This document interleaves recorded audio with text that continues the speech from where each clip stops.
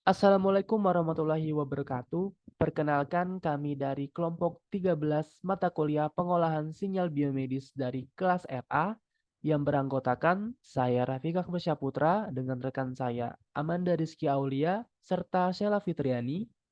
Di sini kami akan menjelaskan program yang telah kami buat mengenai dataset pengukuran EEG berdasarkan tugas yang diberikan melalui Google Colab.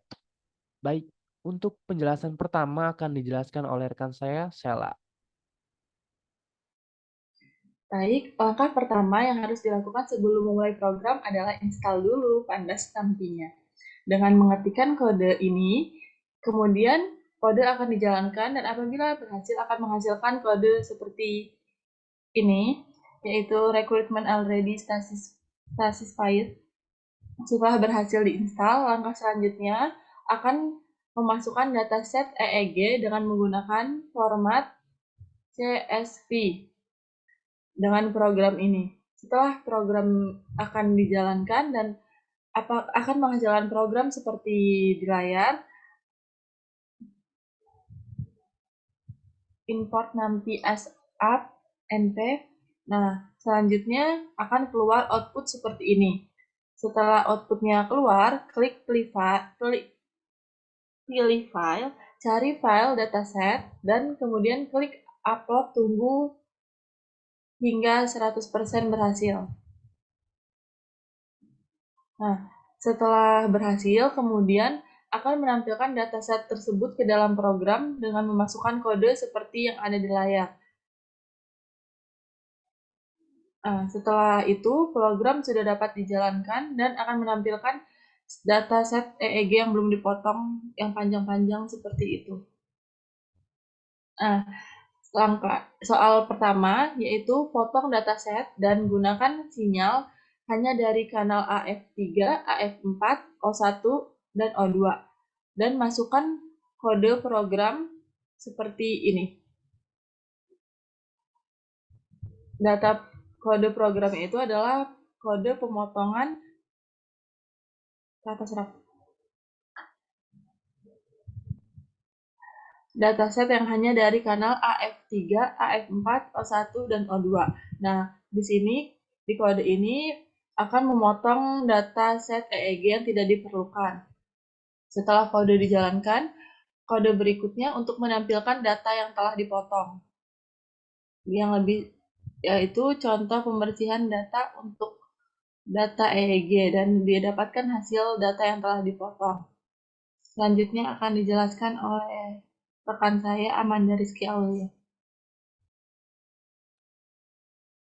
Baik, selanjutnya tahap seleksi data yang dimana pada tahap ini bertujuan untuk memotong dataset dan diambil hanya dari pengukuran EEG-nya saja.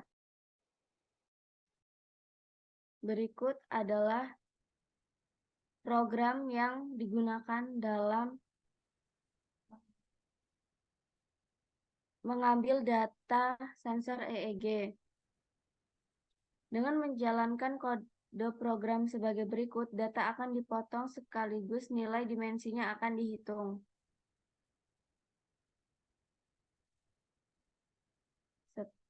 Setelah pengukuran oleh program didapatkan nilai dimensinya sebesar 30.720,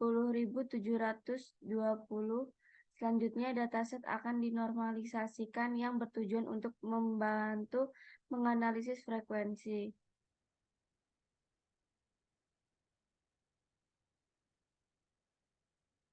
Lalu setelah dataset dinormalisasikan, tampilan sinyal dengan kode program berikut ini. Selanjutnya akan Baik, setelah dataset yang sudah dinormalisasikan, kita akan memasukkan, kita akan menampilkan dataset tersebut ke dalam bentuk sinyal dengan memasukkan program seperti ini. Nah, di sini ada untuk kanal AF3-nya berisikan tentang ada time atau second yang satuannya second, terus ada normalized amplitude-nya. Nah, setelah kita memasukkan program ini, terus kita run, barulah akan muncul gambar sinyal dari 4 kanal tersebut. Nah, seperti yang dilihat, kanal AF3 dan AF4, gambar sinyalnya itu terdapat seperti tidak stabil, atau terdapat beberapa noise nih yang bergelombang-bergelombang. Sedangkan untuk kanal O1 dan O2-nya lebih stabil, lebih stabil sedikit, karena untuk gelombang di sininya tidak lebih panjang daripada kanal AF3 dan AF4. Jadi bisa dibilang kalau kanal O1 dan O2 ini lebih stabil. Baik, untuk soal selanjutnya, soal kedua itu kita diperintahkan untuk memastikan tidak ada line noise pada sinyal EEG. Ini kita bisa memisalkan atau mengukurnya dengan mencoba memasukkan frekuensi 50 atau 60 Hz. Pada percobaan ini kita menggunakan frekuensi 60 Hz.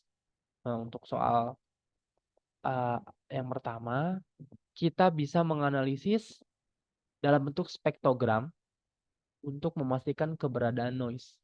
Nah, pada percobaan ini, di sini kan kita sudah dikasih opsi nih, mau pilih spektrogram atau domain frekuensi. Nah, pada percobaan kali ini, kelompok kami untuk lebih memilih untuk menganalisis dalam bentuk spektrogramnya. Nah, untuk membuat hasil berupa spektrogramnya, kita memasukkan kode program sebagai berikut. Seperti ini. Nah, setelah kita run, barulah akan muncul hasil spektrogram seperti ini.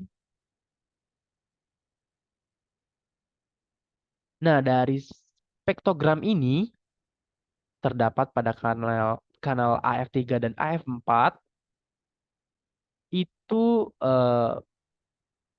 mereka terkena noise karena posisi elektroda mereka yang berdekatan dengan mata. Nah, oleh karena itu pergerakan kedipan mata dapat terdeteksi pada kedua kanal ini, AF4 dan AF3. Nah, fokus kita terutama pada kanal AF3 dan AF4. Jika kita perhatikan kanal AF4 itu warnanya mendominasi hijau kekuningan. Nih. Sedangkan pada kanal AF3-nya, warna hijau kekuningannya itu hanya mendominasi pada batas frekuensi 60 Hz. Nih. Nah, dalam konteks ini kita membuat asumsi bahwa warna tersebut mencerminkan sinyal noise. Dengan kata lain, AF3 dan AF4 ini adalah kanal yang memiliki potensi terkena noise karena posisi elektroda dekat dengan mata. Dan kita menduga bahwa warna hijau kekuningan, terutama pada batas frekuensi 60 Hz-nya, itu mewakili sinyal noise. Nah, lanjut ke tahap selanjutnya, yaitu untuk mengetahui frekuensi line noise pada data. Nah, untuk mengetahui hal tersebut, kita memasukkan kode program sebagai berikut.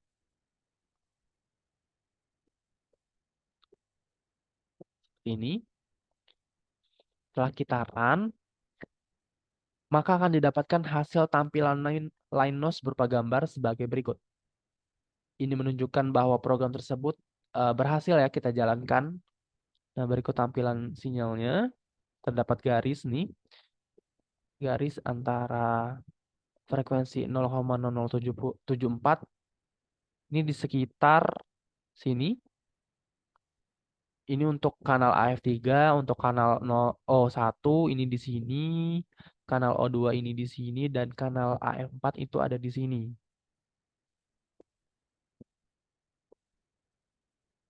Nah, lanjut ke soal selanjutnya tadi. Mana tadi?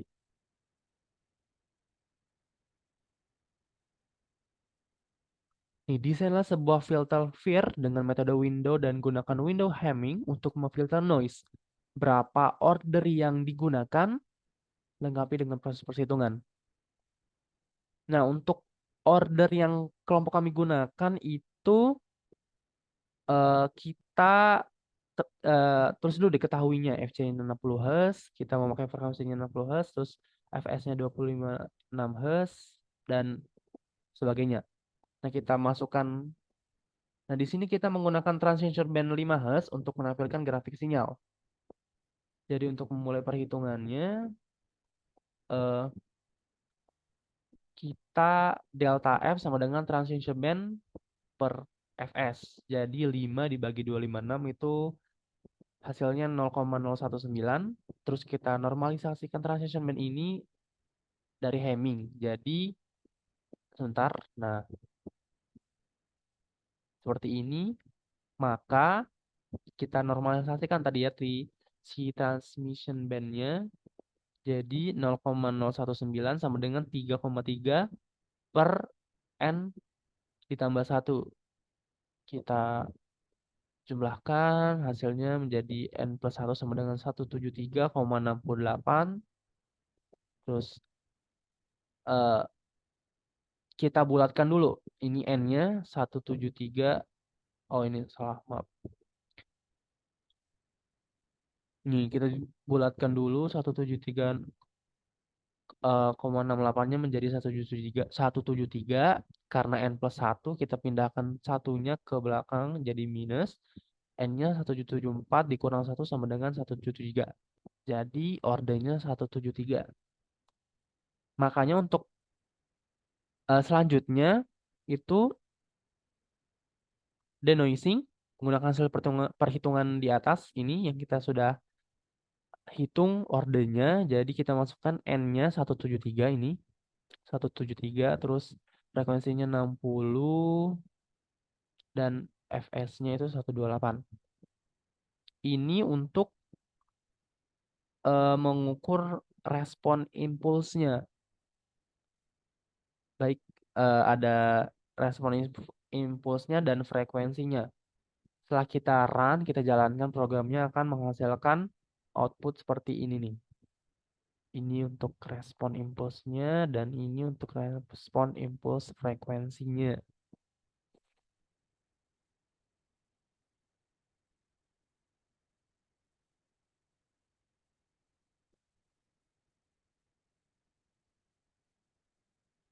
Ini ya untuk ininya.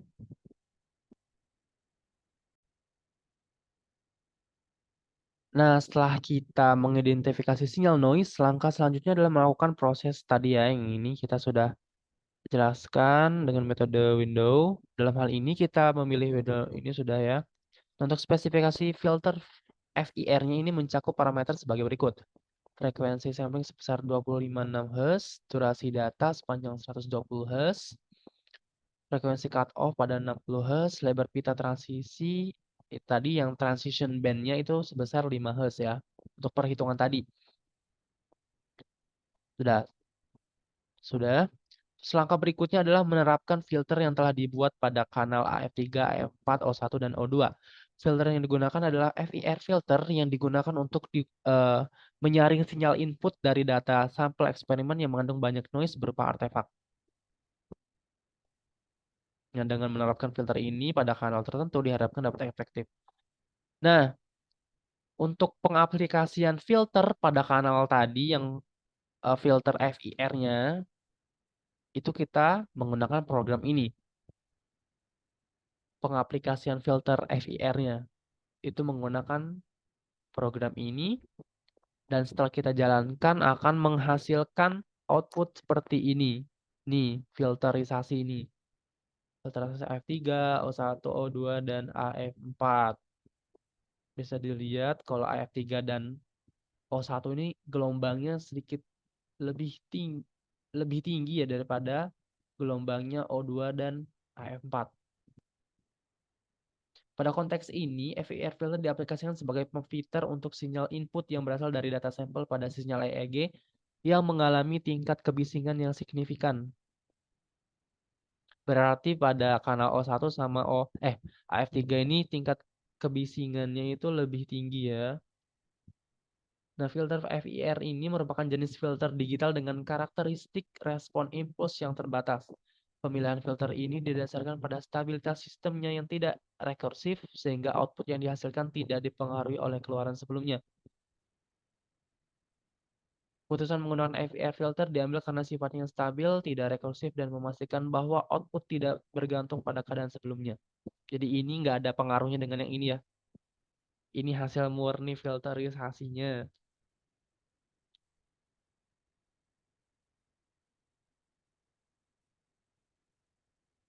Nah, langkah terakhir dalam proses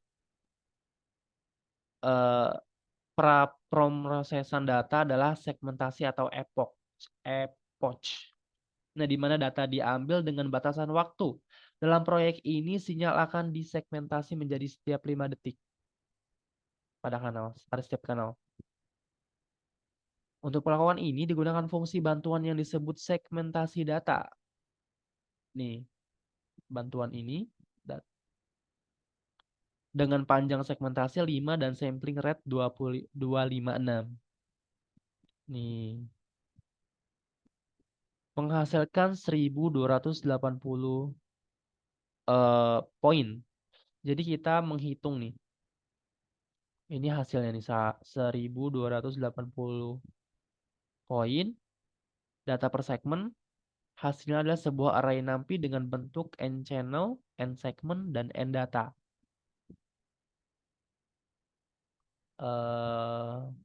Ini n channel itu hasilnya 4, n segment itu hasilnya 24, dan n data itu 1280. Itu untuk langkah epoch. Nah, soal selanjutnya itu soal ketiga, mengekstrak gelombang otak delta dengan frekuensi deltanya 0,5 sampai 4 Hz, tetanya 4 sampai 8 Hz, alfanya 8 sampai 13 Hz dengan menggunakan filter IIR metode transformasi bilinear. Nah, untuk menjalankan itu kita perlu menentukan model filter dan nilai orde yang digunakan. Kita eh, mau menggunakan filter Butterworth. Jadi kita sudah nentuin ya kelompok kita untuk menggunakan model filter Butterworth. Nah, untuk nilai ordenya kita hitung dulu dengan permisalan permisalan. Ya, FC-nya 43 Hz, f-stopnya ini. Untuk perhitungan sebegitu dan didapatkan nilai ordenya yaitu 2, sebesar 2.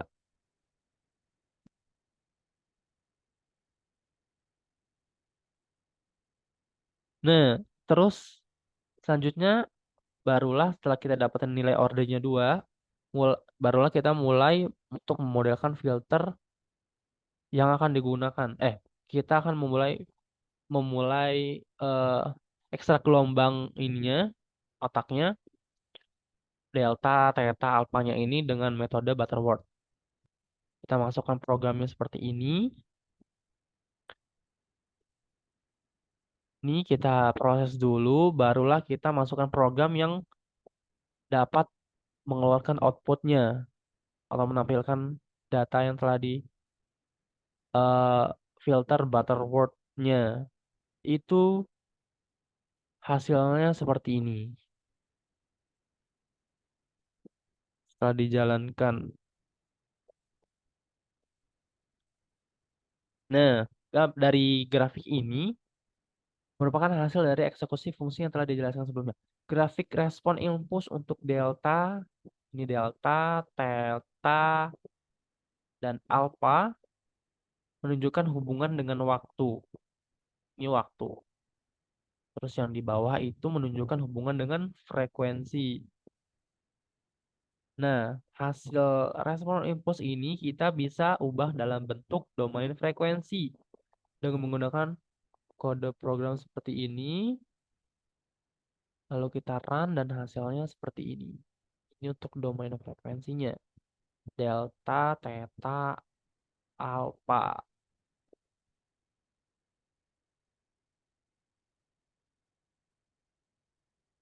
Nah, langkah selanjutnya itu pengaplikasian filter butter bandpass pada sinyal dengan menggunakan kode program sebagai berikut. Jadi kita selanjutnya mau mengaplikasikan filter butter bandpass. Ini dengan program ini. Lalu untuk program outputnya ini seperti ini dan akan menghasilkan sinyal seperti ini. Nah, data ini merupakan hasil dari penerapan Butterworth bandpass filter pada sinyal EEG. Filter ini mencakup low cut, high pass filter, dan high cut, low pass filter dengan menggunakan sampling rate sebesar 128 dan order filter sebesar 2. Selanjutnya, rentang waktu dibuat untuk sumbu X pada grafik dan dilakukan pemeriksaan ekstraksi pita frekuensi untuk mengevaluasi hasilnya. Hasil data tersebut menunjukkan dampak dari proses filterisasi pada sinyal EEG dengan menggunakan konfigurasi filter Butterworth bandpass yang telah dijelaskan. Ini untuk apanya? Sini delta theta alpanya dari filter Butterworth bandpass. Ini terlihat gelombang yang dari deltanya, ya dari delta seperti ini, alpha seperti ini, theta seperti ini.